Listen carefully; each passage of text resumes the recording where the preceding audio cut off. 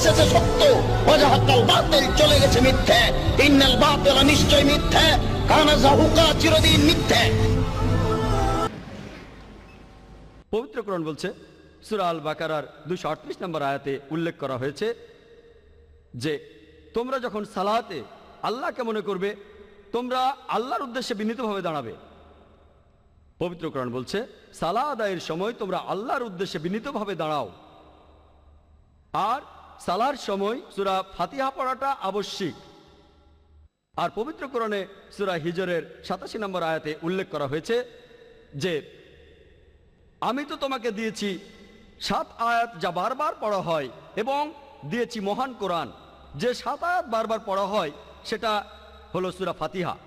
এটাকে আরো বলা হয় মাইনর কোরআন, আর কোরআনের বাকি অংশটাকে বলা হয় মহান কোরআন। এটা আমাদের জন্য আবশ্যিক যে সালার প্রত্যেক রাকাতে আমরা সূরা ফাতিহা পড়ব। ইমামের পিছনে মুক্তাদির সূরা ফাতিহা, বেশ কিছু এটা খুব কমন প্রশ্ন হয়ে দাঁড়িয়েছে। যে কোনো মাহফিলে যাই এই প্রশ্নটা আসে, সূরা ফাতিহা যদি পড়েন, ইমাম আবু হানিফা বলছেন কেরাতুল ইমাম ইমাম কেরাতুল মুসল্লি, মুসল্লিদের কেরাত ইমামের কেরাত হয়ে গেল। আর ইমাম মালিক বলছেন আপনি যখন ইমাম আসতে পড়বে তখন আপনি সূরা ফাতিহা পড়েন, যেমন যোহর এবং আসরে। আর ইমাম যখন জোরে কেরাত পড়বে আপনি তখন শুনুন, কারণ আল্লাহ বলছেন ইদা কুরিয়াল কুরআনু ফাসতামিউ লাহু ওয়ানসিতু লাআল্লাকুম তুরহামুন। আর যখন ইমাম শাফি এবং আহমদ ইবনে হাম্বল বলছেন সব সময় আপনি সূরা ফাতিহা পড়েন, কারণ সূরা ফাতিহা আল্লাহর মধ্যে বান্দার মধ্যে দুটি ভাগে তিনি ভাগ করেছেন, ঠিক কিনা? মুসলিম শরীফের বর্ণনা যে সূরা ফাতিহা পড়বে তার জবাব দিবেন কে? যখনই আপনি পড়বেন আলহামদুলিল্লাহি রাব্বিল আলামিন, আল্লাহ বলেন হামেদানি আবেদি। আপনি যখন বলবেন আর রহমানির রহিম, আল্লাহ বলেন মাজ্জাদানি আবদি। আপনি যখন বলেন মালিক ইয়াউমিদ্দিন, আল্লাহ বলেন আসনা আলাইয়া আবদি। আপনি যখন বলেন ইয়্যাকা না'বুদু ওয়া ইয়্যাকা নাস্তাইন, আল্লাহ বলেন হাদা বাইনি ওয়া বাইনা আবদি ওয়া আবদি মা সাআল। এটা আমার মধ্যে, গোলামের মধ্যে, গোলাম আমার ইবাদত করবে, গোলামের সব প্রয়োজন পূরণ করে দিবেন কে? তো যেহেতু আল্লাহর সাথে কথা হয়, পড়াটাতেই বরকত, ঠিক না বেঠিক? কথা বলেন না কেন? পড়তে আপত্তি কোথায়? আপনি পড়েন, কিন্তু কেউ যদি না পড়ে আপনি তার বিরুদ্ধে কোনো ফতোয়া দিতে পারবেন? ফতোয়া দিতে পারবেন? জামাতে নামাজে ইমামের পিছনে সূরা ফাতিহা পড়তে হবে কোন হাদিস নেই। লা সালাতা ইল্লা বিফাতিহাতিল কিতাব, ফাতিহা ছাড়া নামাজ হয় না, এটা সহি আছে। কিন্তু ইমামের পিছনে ফাতিহা ছাড়া নামাজ হয় না, কোন হাদিস নেই। একটা হাদিস আছে, এটা জাল। শেখ নাসিরুদ্দিন আলবানী শেখ সাহেবুল হাদিস জয়ীফাতে লিখেছে। কথাটা হলো সূরা ফাতিহা লাগবে, ইমামের পিছনে লাগবে না লাগবে না এটা নিয়ে হাদিস দুই রকম আছে, সাহাবীদের থেকে দুই মত আছে। খুব স্পষ্ট হাদিস, মান কানা লাহু ইমামুন ফাকিরাআতুল ইমামি লাহু কিরাআহ, কারণ ইমাম থাকলে ইমামের কিরাআতে তার কিরাআত হয়ে যাবে, এটা সহিহ হাদিস। হাসান বলেছেন শেখ আলবানী। সহিহ মুসলিম, ইমাম মুসলিম সহিহ বলেছেন ইন্নামা জুআলাল ইমামু লিয়ুতাম্মা বিহি ফাইযা কাব্বারা ফাকাব্বিরু ওয়া ইযা ক্বারাআ ফাআনসিতু। ইমামের অনুসরণ করতে হবে। ইমাম যখন আল্লাহু আকবার বলবে তোমরা আল্লাহু আকবার মুখে বলবে, আর ইমাম যখন কিরাত পড়বে তোমরা চুপ করে থাকবে। কেউ কেউ বলেন কিরাত মানে সূরা ফাতিহা ছাড়া, এটা একটা বানোয়াট কথা। ওরা আবু হুরায়রা রাদিয়াল্লাহু বলতেন রাসূলুল্লাহ সাল্লাল্লাহু আলাইহি ওয়াসাল্লাম কিরাত পড়ার আগে চুপ করে থাকতেন। আমি বললাম ইয়া রাসূলুল্লাহ কি পড়েন? তিনি বললেন যে এই সময় আমি সানা পড়ি, আল্লাহুম্মা বা'id বাইনি ওয়া বাইনা খাতায়া, একটা সানার কথা বলেছেন। কাজে যেটা বলছি না, ওখানে আবু হুরায়রা বলেছে আল্লাহুম্মা বা'id বাইনি ওয়া বাইনা খাতায়া কামা বা'আদতা বাইনাল মাশরিক ওয়াল মাগরিব, এটা বুখারী শরীফের সানা, এটা আমার রাহিল বিলায়াতে পাবেন। যেটা বলছিলাম ভাইরা, তাহলে এগুলো সূরা ফাতিহা না পড়ার পক্ষে সহিহ হাদিস, পড়ার পক্ষে সহিহ হাদিস আছে। তবে সহিহ সবচেয়ে সুন্দর মত যেটা সকল হাদিসকে সমন্বয় করে, শেখ নাসিরুদ্দিন আলবানী এটাকে সহিহ বলেছেন। আমাদের হানাফিদের ভিতরে আল্লামা শামসুল ফরিদপুর রাহমাতুল্লাহ সহিহ বলেছেন, সেটা হলো সেহরি নামাজে যোহরে আসরে সূরা ফাতিহা পড়বেন, অন্য সূরা পড়বেন, চুপ করে থাকবেন কেন? আর যেগুলোতে ইমামের কিরাত শোনা যায় পড়বেন না। ইমাম বুখারী মুসলিম হাদিস এনেছেন, শেখ আলবানী হাদিস এনেছেন।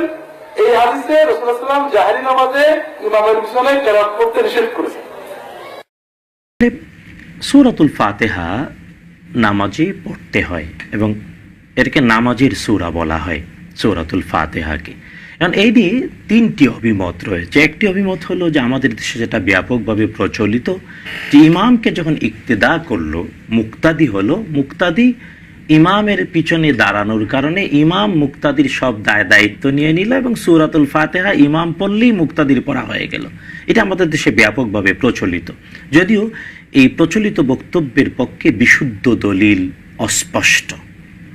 2 নম্বর হলো যে মুক্তাদি নিজের সূরাতুল ফাতিহাটা পড়াই উচিত এবং এর পক্ষে দলিল সবচাইতে বেশি।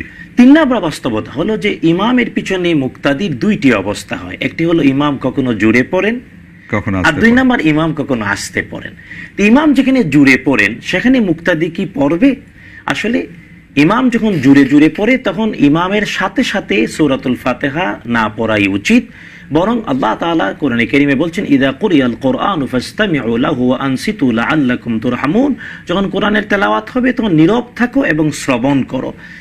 এই জন্য ইমামের উচিত হলো সূরাতুল ফাতিহা শেষ করে অন্য সূরা শুরুর মাঝখানে একটু সুযোগ দেবেন, যাতে করে মুক্তাদি পড়ে নিতে পারে যেখানে ইমাম জুড়ে পড়বেন। আচ্ছা, আর ইমাম যেখানে নীরব সেখানে মুক্তাদিকে সরব হয়ে নিজের সূরাতুল ফাতিহাটা পড়াই উচিত। কারণ এটা এত বড় সৌভাগ্য যে আল্লাহ তাআলা নিজেই হাদিসে কুদসি আবু হুরায়রা বর্ণনা করেছেন সহিহ মুসলিমে, আল্লাহ তাআলা বলছেন কাসামতুস সালাতা বাইনি ওয়া বাইনা আবদি নিসফাইন, নামাজকে আমি এবং আমার বান্দার মধ্যে সমান 2 ভাগে ভাগ করে নিয়েছি। নামাজের অর্ধেকটা আমার, অর্ধেক আমার বান্দার। কি আল্লাহ বলছেন ইযা ক্বালাল আবদু আলহামদুলিল্লাহি রাব্বিল আলামিন, বান্দা যখন বলে আলহামদুলিল্লাহি রাব্বিল আলামিন, সমস্ত প্রশংসা আল্লাহ তাআলার জন্য যিনি জগৎ সমূহের রব, আল্লাহ নিজে উত্তর দেন। আল্লাহ তাআলা উত্তর দিয়ে বলেন হামিদানি আবদি, আমার বান্দা আমার প্রশংসা করেছে। সুতরাং সূরাতুল ফাতিহার প্রত্যেকটি আয়াত, 7 আয়াতের এই সূরার প্রত্যেকটি আয়াত থেমে থেমে পড়তে হয় এবং প্রত্যেকটি আয়াতের পরে উত্তর দেন স্বয়ং আল্লাহ সুবহানাহু ওয়া তাআলা। এখন আমরা কি নামাজ পড়তে গিয়ে আমি বলবো সূরাতুল ফাতিহার 7 আয়াত আর আল্লাহ তাআলা উত্তর দেবেন, এই লুপ সংবরণ করে রাখতে পারি? শুধু তাই না, মুহাম্মদুর রাসূলুল্লাহ সাল্লাল্লাহু আলাইহি ওয়াসাল্লাম ইরশাদ করেছেন নামাজে কোরআনের তেলাওয়াত মানে আল্লাহ তাআলার সাথে কথা বলা। তো সূরাতুল ফাতিহা তো স্পষ্ট আল্লাহ তাআলার সাথে কথা বলে। সুতরাং এর যে মর্যাদা, আর একবার আমার কথার জবাব যদি আমার আল্লাহ তাআলা অন্তত জীবনে একবারও আল্লাহ তাআলা আমার কথার উত্তর দিয়ে দেন, জীবন তো সফল, আর কিছু লাগে না। সুতরাং এই সব সফলতাকে সামনে রেখে আমরা অনুরোধ করব সূরাতুল ফাতিহা পড়ার চর্চা করা উচিত। আল্লাহ তাআলা তৌফিক দান করুন। আল ফাতিহা সালাতের মধ্যে বিশেষ করে জামাত যখন হয় তখন ইমামের পেছনে পড়তে হবে কিনা, এই বিষয়ে যোহর এবং আসরের সালাত সম্পর্কে জাবির ইবনে আব্দুল্লাহ রাদিয়াল্লাহু তাআলা আনহুর একটি হাদিস বর্ণিত হয়েছে যে কুন্না নাকরাউ ওরা আল ইমাম ফি যুহরি ওয়াল আসর ফি রাকাতাইনিল উলায়াইনি বিসূরাতিল ফাতিহা ওয়া সূরা, যে আমরা যোহর এবং আসরের প্রথম 2 রাকাতে ইমামের পেছনে সূরা ফাতিহা পড়তাম এবং আরো অন্য সূরাও মিলিয়ে আমরা পড়তাম। অফিল উখরায়াইনে বিসূরাতিল ফাতিহা, আর শেষ 2 রাকাতে শুধু সূরা আল ফাতিহা পড়তাম। আর মাগরিব, এশা বা ফজর এই 3 সালাতের মধ্যে যখন ইমাম জোরে কেরাত পড়েন তখন কি সূরা ফাতিহা পড়তে হবে? যদিও এখানে 2টো মত আছে, যে ওলামাদের অনেকে বলেছেন পড়তে হবে না, ওয়াইজা ক্রাআ ফাআনসিতু এই মর্মে যে হাদিস রয়েছে যখন ইমাম কেরাত পড়বেন তখন তোমরা নীরব থাকো। এই হাদিসকে কেন্দ্র করে মুসলিম জাহানের অসংখ্য ওলামারা বলেছেন যে এই সময় জোরে কেরাতের রাকাতগুলিতে মুক্তাদিদের এটা পড়তে হবে না, সূরা ফাতিহা বা অন্য কোনো সূরা পড়তে হবে না। তবে ইকরা বিহা বিনাফসিকা, মনে মনে কল্পনার কথা হানাফি ওলামায়ে কেরাম বলেছেন, এটা হলো একটা মত। সূরা ফাতিহা ছাড়া নামাজ হবে কি? লা সালাতা ইল্লা বি ফাতিহাতিল কিতাব, ফাতিহা ছাড়া নামাজ হবে না। তবে এটার ব্যাখ্যা যে প্রত্যেকে ইন্ডিভিজুয়ালি সূরা ফাতিহা পড়তে হবে। আর আরেকজন বলতেছে না ইমাম সাহেব পড়লে পিছনে আমিন করলেই তার পক্ষ থেকে হয়ে যাবে। তাহলে তারাও ধরে এই মুক্তাদির সূরা ফাতিহা কার মুখে আসছে? ইমামের পিছনে আসছে। কারণ দলিল কি? ইদা কুরিআল কুরআনু ফাসতামিউ লাহু ওয়া আনসিতু লাআল্লাকুম তুরহামুন, কোরআন পড়া হয় চুপ থাকো শুনো, তাহলে রহম করা হবে। এটা নামাজের জন্য নাজিল হয়েছে আয়াত, নামাজে কোরআন পড়ার জন্য আয়াত নাজিল হয়েছে। এইখানে নিয়ে এগুলি ওলামাদের ইখতিলাফ আছে সুতরাং সূরা ফাতিহা পড়তে তো হবেই, কিন্তু কেউ বলে ইন্ডিভিজুয়ালি পড়তে হবে, আর কেউ কেউ বলে যে না। তবে আমি ব্যক্তিগতভাবে কোনটার উপর আমল করি শুনবেন।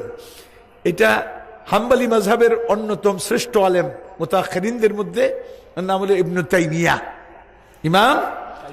তারপরে কোন মাযহাবে তার সমকক্ষ আলেম পৃথিবীতে আজ পর্যন্ত আসেনি ইবনে তাইমিয়া। বুঝতে পারছেন? এত বড় আলেম ছিলেন। তার ফতোয়াটা হলো পৃথিবীতে যত ফতোয়ার কিতাব আছে তার ফতোয়াটা হলো সবচেয়ে বড়। এটা আমার কাছে আছে, আপনি কোনদিন আমার অফিসে গেলে দেখবেন যে পুরো এই মাথা থেকে ওই মাথা যত ফতোয়া দিয়েছেন সব কাছে। এত বড় আল্লামা ছিলেন। ওনার ইমামের সঙ্গে উনি ইখতিলাফ করছেন। ওনার ইমাম আহমদ ইবনে হাম্বল, আমাদের গাউসুল আজম যে কই আমরা গাউস পাক শেখ আব্দুল কাদের জিলানী, উনি কোন মাযহাবের জানেন আপনারা? এই বলেন তো দেখি। উনি হাম্বলি, উনি তো হানাফি না। তা আপনারা যারা গাউস পাক কন, উনি তো রফিয়ে দাইন করতেন, উনি আমিন বিল জেহর করতেন, সূরা ফাতিহা প্রত্যেক ইয়াতে পড়তেন। আপনি কি সেটা করেন না? আপনি হানাফি হইয়া আবার গাউস পাক আসলটাই তো করেন না। ওনার তরিকাটা তো চলেন না আপনারা। কথা কি বুঝে আসছে? আপনারা কোন গাউস পাকের পিছনে চলেন? আপনাদের আব্দুল কাদের জিলানী কিন্তু হাম্বলি, উনি হানাফি না। তা আবু হানিফা ইবনে তাইমিয়া বলেন আসলাফের সাহাবায়ে কেরাম তাবেঈন তাবে তাবেঈনের অধিকাংশ মাসলাক কি ছিল? ইমাম যখন জোরে পড়তেন তারা পড়তেন না, শুনতেন।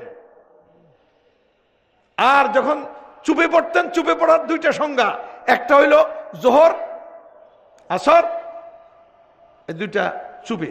আরেকটা চুপ হইল পড়তেছে কেরাত ঠিকই, মাইক তো নাই, পিছনে শুনে না। যখন শুনে না ইমামের আওয়াজ তখন সে ফাতিহা পড়বে।